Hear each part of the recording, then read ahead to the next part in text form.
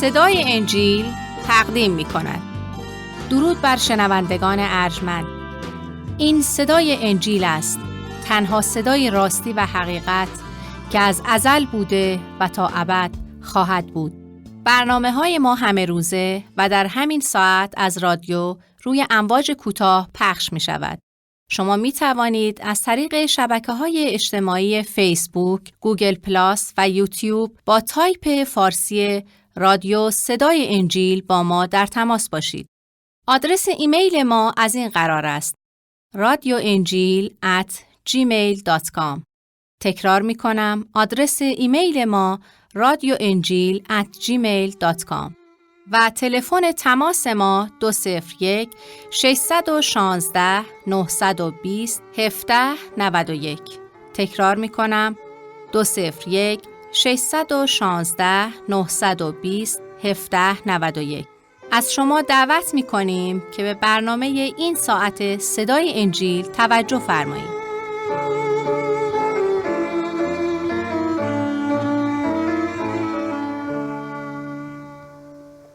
خداوندا توفیق عنایت فرما که روزهای خود را مطابق خواسته و اراده مقدس تو به سر بیاوریم و با پیروی از اوامر مقدست نه فقط خود را در راه کمال و خوشبختی قرار بدهیم، بلکه رضایت تو را که نهایت آرزوی ماست به دست آوریم. بارالها ما تشنه تو هستیم و روح و جانمان اشتیاق تو را دارد و بدون عنایات تو زیستن برای ما محال است. ما را در این آرزوی قلبی خدای مهربان یاری و عنایت فرما تا حین مطالعه کلامت نیازهای معنویمون کاملا برطرف گردد. پس ای خدا، خود را در این ساعت به دستهای مقدس تو میسپاریم و از تو تمنا میکنیم که ذهن ما را آماده پذیرفتن کلام مقدست بگردان. این تمنا را به نامی یگانه منجی زنده بشریت یعنی عیسی مسیح زنده می طلبیم. آمین.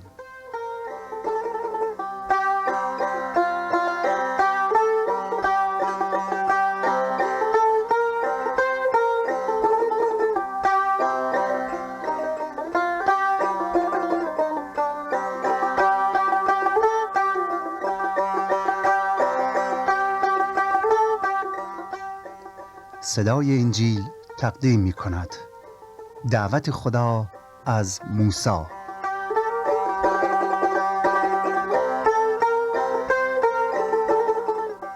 اقتباس از کتاب خروج، دومین کتاب از تورات مقدس.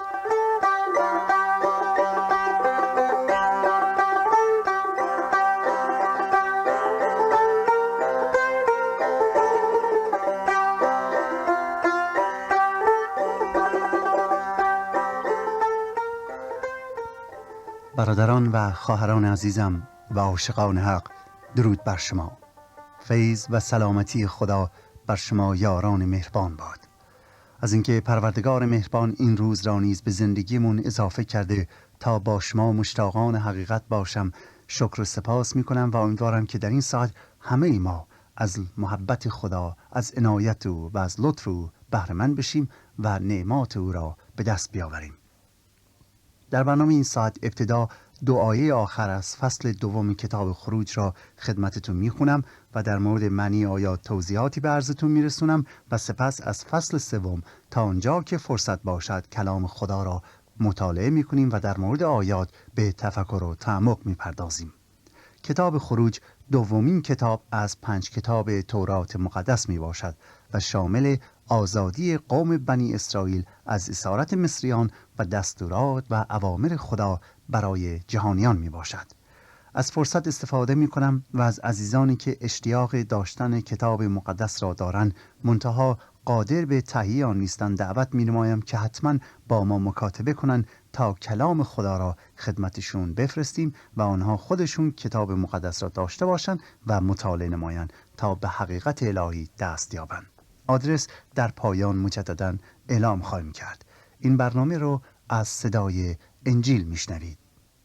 در تاریخ آمده است که موسی به خاطر لطف خدا یگان عبرانی بود که در سرزمین مصر وقتی که اسرائیلی ها برده و اسیر بودند به صورت آزاد زندگی میکرد و در قصر فرعون عمر خود را به سر می آورد. 40 ساله بود که بر اثر عملی که انجام داد، یعنی در دفاع از یک عبرانی مصری رو میکشه، از ترس جانش مجبور می شود سرزمین مصر و آن همه جلال و جبروت را از دست بدهد، ترک کند و به بیابان آواره شود. سفر دور دراز او سرانجام به مدین او را روانه می کند. در آنجا با رئیس معبد مدین آشنا می شود و با دخترش ازدواج می کند و خداوند به او فرزندی عطا می کند که موسی اسم او را جرشون می گذارد، زیرا می گوید در زمین بیگانه و غریب باقی ماندم. موسی 40 ساله بود که زمین مصر و قصر فرعون را ترک کرد و به مدین آمد. او مدت 40 سال در این غربت نیز زندگی کرد و در این مدت، یعنی در ایامی که او در بیابان به سر می برد، خداوند او را برای مأموریتی بسیار خطیر آماده می کرد. قوم بنی اسرائیل به شدت مورد آزار و ستم و جور و جفای مصریان قرار گرفته بودند. خفت و تحقیر شدن، بیگاری و عذاب، آن هم سالهای طولانی آنچنان بود که فریاد آنان به آسمان رسیده بود و انگار هیچ امیدی نبود و هیچ فریاد رسی نبود که به داد آنها برسد. گوش کنید به این آیات که موقعیت بنی اسرائیل را اینطور برای ما تشریح می کند. از آیه 23 خدمتتون می خونم.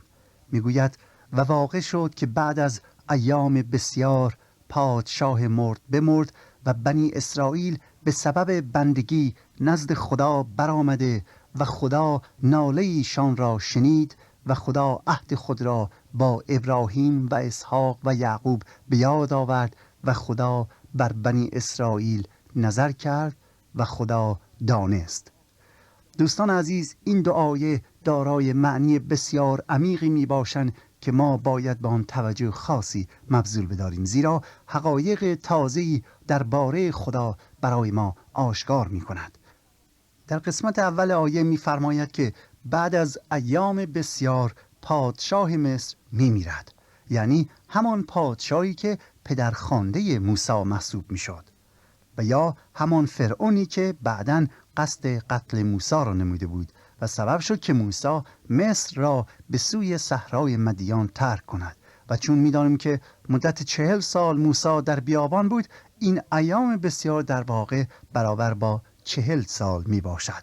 بنابراین میتوان گفت که پس از 40 سال که از فرار موسی گذشته بود، بنی اسرائیل به سبب بندگی و ظلم و ستمی که میکشیدند آه کشیده استغاثه کردند و ناله ایشان به سبب بندگی، دقت کنید، به سبب بندگی نزد خدا آمد. قوم بنی اسرائیل اقلاً 90 سال بندگی مصریان میکردند، بندگی اجباری.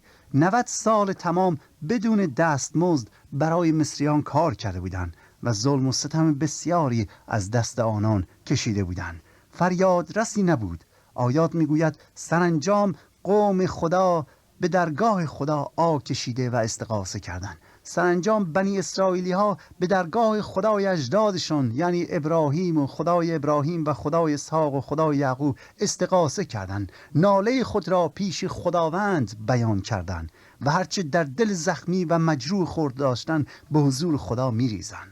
آنان اکنون توجه خود را فقط و فقط به خدا مبذول کرده بودند و فقط و فقط از خدا انتظار امید و رهایی داشتند، زیرا هیچ کسی دیگری آنها را نمیتوانست کمک کند.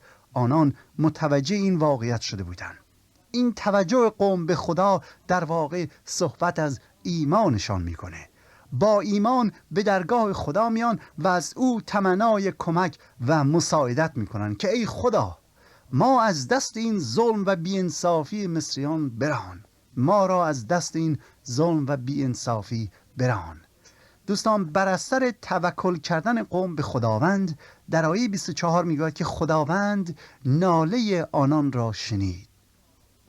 خداوند ناله آنان را شنید و عهد خود را با ابراهیم و اسحاق و یعقوب به یاد آورد و نسبت به بنی اسرائیل توجه می کند و نظر لطف می نماید. در قبال ایمان و در قبال توکل کردن و مطلقاً روی آوردن به خدا و نه انسانها، آیات 3 چیز در مورد خدا به ما بیان می کند. اول می گوید که بر اثر عکس العمل قوم یهود به خداوند، خدا ناله ایشان را می شنود. اول. دوم، عهد خود را بیاد می آورد. و سوم، بر آنان توجه نموده نظر لطف می نماید. خدا اراده می کند که قوم بنی اسرائیل رو از اسارت مصریان براند. موسی در بیابان به مدت 40 سال دوره آمادگی خود را به سر می آورد. دوستان عزیز، توجه ما باید به این باشه که چرا خدا اراده نمود که قوم بنی اسرائیل را برهاند. سوالی است بسیار مهم. چرا خدا اراده نمود که قوم بنی اسرائیل را برهاند؟ خدا در آنها چه چیزی دید که به خاطر آن تصمیم گرفت که قومش رو نجات بده و از ظلم و ستم برهاند؟ زیرا اگر بتوانیم دلیل رو بیابیم که چرا خدا نظر لطف به قوم بنی اسرائیل کرد، آن وقت من و شما نیز قادریم راه رهایی از ظلم و ستم و راه دریافت لطف و کرم خدا رو بدونیم و لطف خدا را نیز برای خودمون پیدا کنیم. چرا؟ چون همه ما محتاج لطف و کمک پروردگار هستیم. همه ما نیازمند رحمت او هستیم.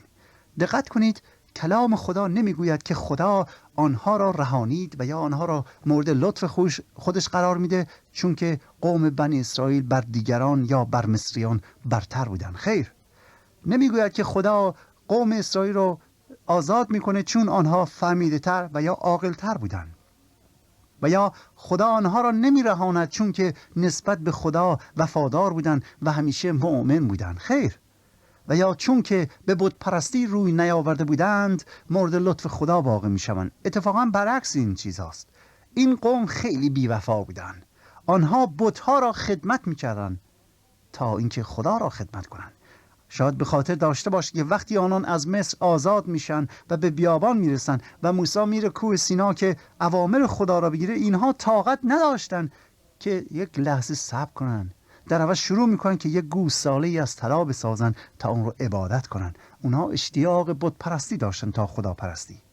چون درست وقتی که موسی به بالای کوه سینا میره تا قوانین آسمانی خدا را بیاره، قوانینی که خدا برای هدایت آنها عطا میکنه، آنها فوراً بت درست میکنن و اون را میپرستن. بنابراین آنها نه عادل بودن، نه مذهبی بودن و نه در طریق عدالت زندگی میکردن. نه خدا پرست بودن و نه عاشق خدا.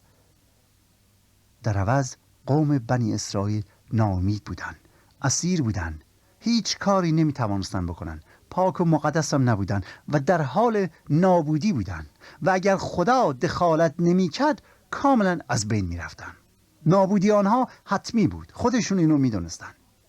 بنابراین آنها چیزی در خودشون نداشتن که به پیشگاه خدا بیاورن و یا بگوین خدایا به خاطر این و یا به خاطر فلان چیز ما را کمک کن، و یا خدایا چون که ما پاک بودیم، چون که همیشه تو را پیروی کردیم، چون که به تو ایمان داشتیم، این قوم به ما ظلم و ستم میکنن، حالا خدایا حقشه که ما را نجات بدی و یا ما لیاقت داریم که لطف تو شامل حالمون بشه. خیر، با تمام خطایایی که داشتن، با اینکه هیچ چیزی در خور تقدیر نداشتن، خدا به آنان کمک میکنه و دلیل آن هم این بود که کتاب مقدس میگوید خدا دعا و فغان و ناله آنها را شنید و به خاطر آورد آن وعده‌ای که با ابراهیم بست که من نسل تو را ابراهیم برکت میدهم اگر آنها مطیع و پیرو من باشند.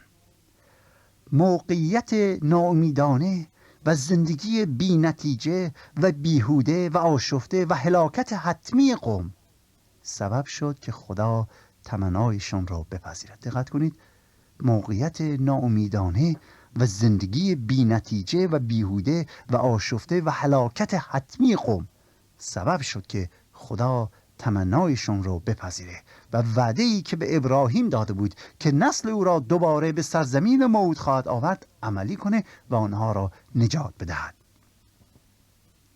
راستی دوستان عزیز، فکر میکنید که خدا من و شما را به چه دلیلی نجات داده و گناهان ما را بخشیده و به ما حیات جاودان عطا کرده است؟ البته اگر صاحب حیات جاودان شده باشید.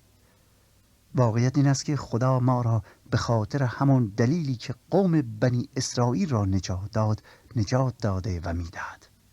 او در ما هیچ چیز خوبی نمی‌بیند.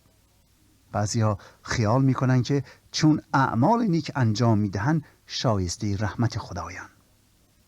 ولی دوستان عزیز، کلام خدا میگوید که حتی اعمال ما که به ظاهر پاکه در نظر خدا ناپاک و ناشایسته. میدین چرا؟ چون ریشه اعمال ما از قلبی ناپاک سرچشمه میگیرد و مطابق کلام خدا وقتی ریشه ناپاک باشه همه چیز ناپاکه. کلام خدا میگوید همه ما گناه کردیم و از جلال الهی محروم هستیم. کتاب مقدس میگه که خدا هیچ چیزی که لیاقت نجات ما بشر باشه در ما ندیده. یعنی من و شما هیچ چیزی نداریم که بر آن تکیه کنیم و امیدوار باشیم که به خاطر آن نجات الهی را نصیب خود خواهیم کرد. خیر، در عوض میگوید که با فیض خدا، دقت کنید، با فیض خدا یا به وسیله فیض و رحمت خدا، همه به واسطه عیسی مسیح که آن را آزاد میسازد به طور رایگان نیک محسوب می‌گرداند. همه کسانی که به عیسی مسیح ایمان می‌آورند به طور رایگان نیک محسوب می‌شوند. به عبارت دیگر دوستان عزیز، نجات از فیض خداست.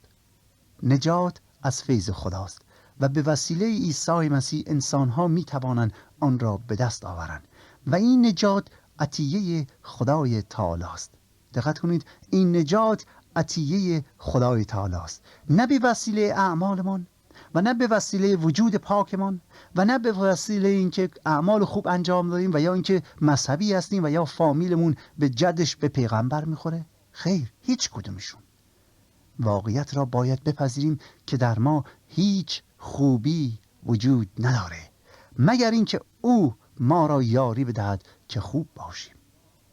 خدا به ما نگاه نکرد و نگفت که مثلا ای انسان چون تو را عادل یافتم، چون تو را درستکار یافتم، چون تو را زحمتکش و مهربان و خوب دیدم بنابراین تو را نجات میدم. خیر، حقیقت اینه که خدا ما را در تاریکی و ظلمت گناه و در بی توجهی به واقعیت‌ها و ناامیدی و پریشان حالی دید. خدا در ما هیچ چیزی ندید. خدا دید که وضع ما بسیار بده، دید که ما همه گمراه شدیم در گمراهی ابدیت و به خاطر همین بود که اراده فرمود که ما را نجات بدهد. محبت خدا، فیض خدا عامل نجات گردید.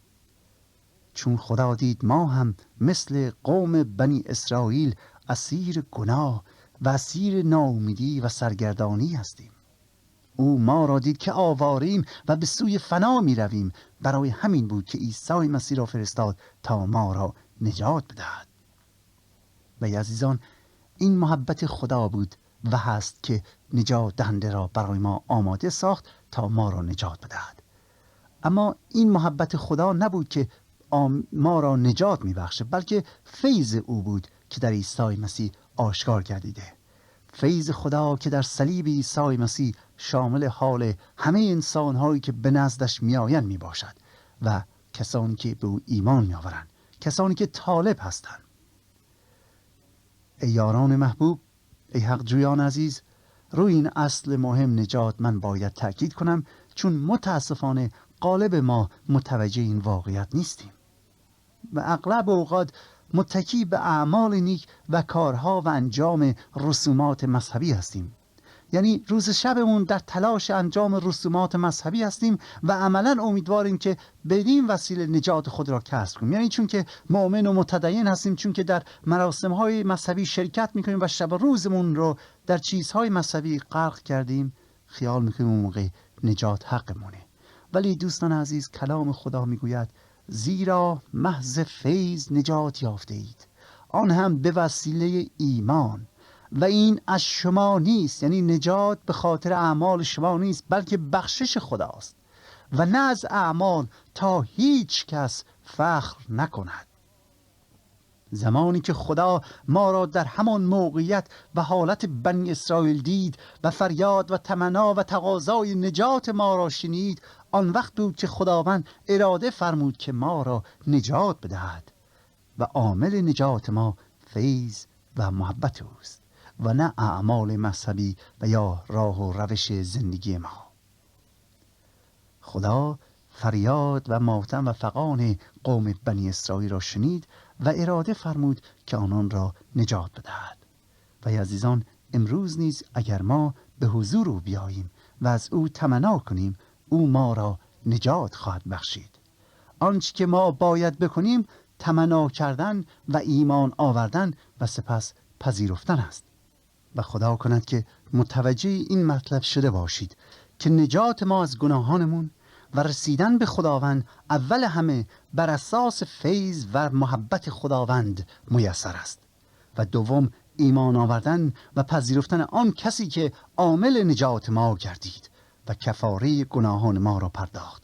خدا اراده فرمود ما انسانهای ناامید و مظلوم و گناهکار را نجات بدهد و برای همین امر بود که عیسی مسیح را فرستاد تا جان خود را فدا کند و عامل نجات ما شود.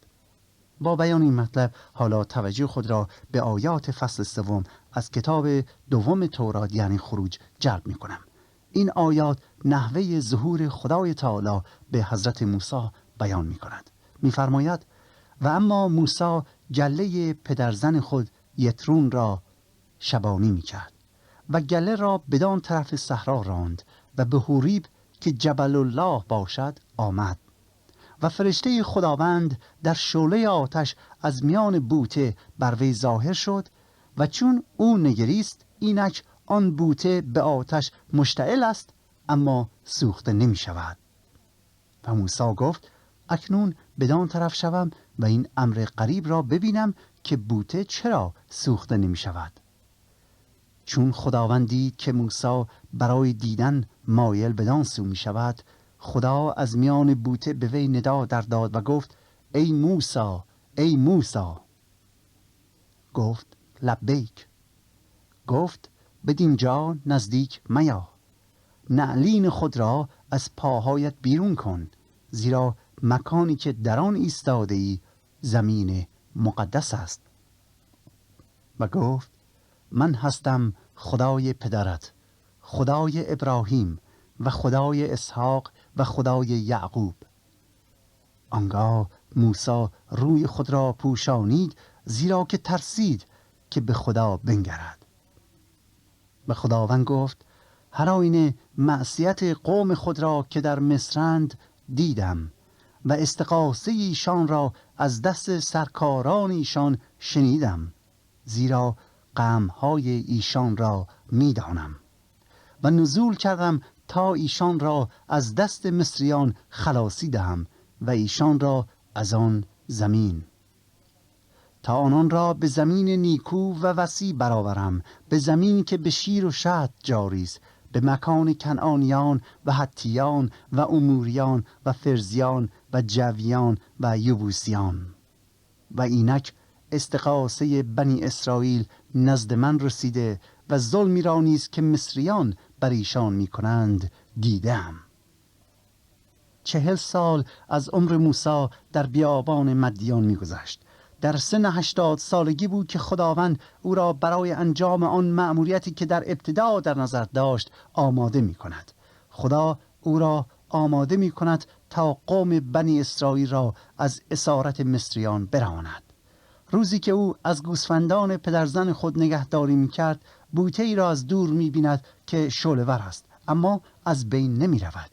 موسی به طرف بوته روانه می شود تا ببیند که چرا این بوته در آتش است ولی نابود نمیشه. فرشته خدا بر او ظاهر می شود.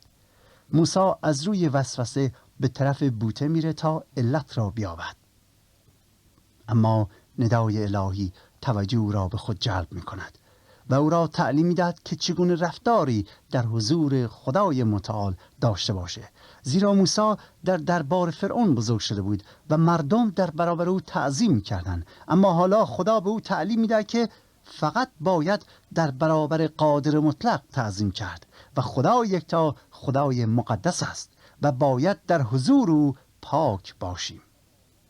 خدا درباره قدوسیت به موسی درس‌های بسیار مهمی می‌دهد که من و شما نیز باید آن را سرمشق خودمون قرار بدهیم.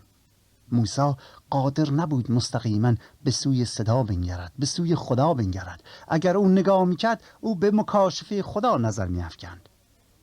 کتاب مقدس میگوید هیچ انسانی نمیتواند روی خدا را ببیند و زنده بماند. خدا به موسی میگوید ای موسی، من استغاثه بنی اسرائیل را میبینم. من شاهد ظلمی هستم که مصریان بر آنان کردند. پس میخوام آنها را نجات بدهم. دقت کنید، 2 بار در آیاتی که خدمتت خواندم علت این که خداوند میخواهد قوم بنی اسرائیل را برهاند بیان شده است و آن شنیدن استغاثه قوم می باشه. این عامل اصلی نجات قوم بنی اسرائیل می باشد. ای عزیزان، من و شما نیز می توانیم با تمام خطایا و ضعف‌ها و با تمام بی‌لیاقت‌هایی که داریم به حضور خداوند مهربان بیاییم و از او استغاثه کنیم تا ما را یاری بده و نجات ببخشد. او دعای قوم بنی اسرائیل را شنید. دعای میلیون‌ها انسان را در طول تاریخ شنیده. دعای من را نیز شنیده و دعای شما را نیز میشنود. مهم این است که از طریق درستی به درگاهش بیاییم، یعنی همون طریقی که خودش مهیا کرده است. پس دوستان عزیز، اگر خدا قوم بنی اسرائیل را به خاطر فلاکت و بدبختی و ظلم و ستم و به خاطر ناامیدی که داشتند نجات میده، به خاطر اینکه در آنها هیچ چیزی نمیبینه به آنها رحم میکنه، امروز نیز اگر من و شما صادقانه به درگاهش بیاییم، هرچند هیچ چیزی در خود نداشته باشیم، خداوند استغاثه ما را میشنود و ما را نجات میدهد. خدا بر آن قوم ترحم کرد. خدا نجات دهنده‌ای برای آنها فرستاد و آنها را از آن بدبختی، از آن فلاکت آزاد نمود. فکر نمی کنید که همان خدای مهربان امروز حاضر است که بندگانش مثل من و شما نیز نجات بدهد و فریاد رسمون باشه؟ لزومی ندارد که در خودمون خوبی داشته باشیم، بلکه اصل مهم اینه که به او توکل کنیم، به درگاه او بیاییم و با ایمان آوردن به او نیازهای خود را به او اعلام کنیم و از او بخواهیم که مطابق اراده خودش نیازهای ما را برطرف کند. خدا کند امروز نیز مهر و محبت و لطف خدا شامل حالتون بشه و از او بخواهید که به شما تسلی، آرامش و اطمینان عطا کند. دوستان، خدا دعای ما را میشنود. شرطش اینه که با ایمان به وسیله آن کسی که او را به ما شناسانید به درگاهش بیاییم و از او تمنا کنیم که مطابق اراده خودش بر ما ترحم کند. خدای مهربان یار و یاورتان باد.